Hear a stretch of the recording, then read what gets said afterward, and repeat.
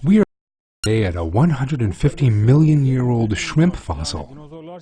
These shrimp fossils are the most important evidence. They have been around for 150 million years, since the age of the dinosaurs, in other words, and that they lived in the sea and looked exactly the same as they do today. When we look at this fossil, we see that since the shell, made of calcium carbonate in a manner unique to shrimps, is very strong, the legs attached to it and the external part of the body can be seen in great detail in this fossil. And when we examine it, look, we see in a very detailed way, from top to bottom, from its antennae to the extremities at the very bottom, that the shape of the shrimp has never changed and were just the same as they are now.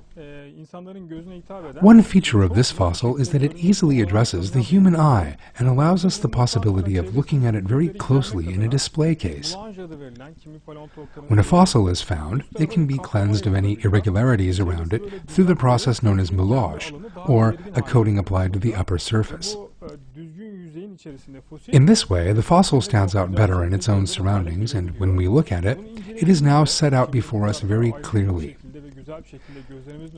Now that scientists have taken such trouble with it, we look at 150 million years ago and look at the present day, and we can see there is no difference between this fossil and a shrimp living today.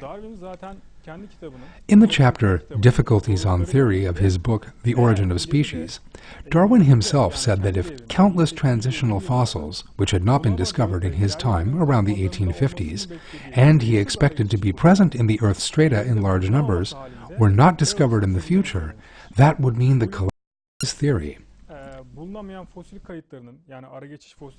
Today, Neville George says that the failure to find this fossil record, to find the fossils known as transitional forms, had nothing to do with the limited numbers in the fossil record.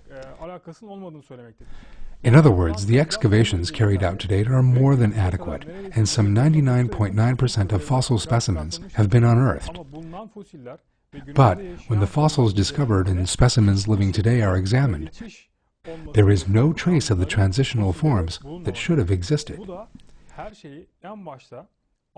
And this is definitive evidence revealed by paleontology, showing that Allah has created all things by telling them to be, not by causing them to evolve.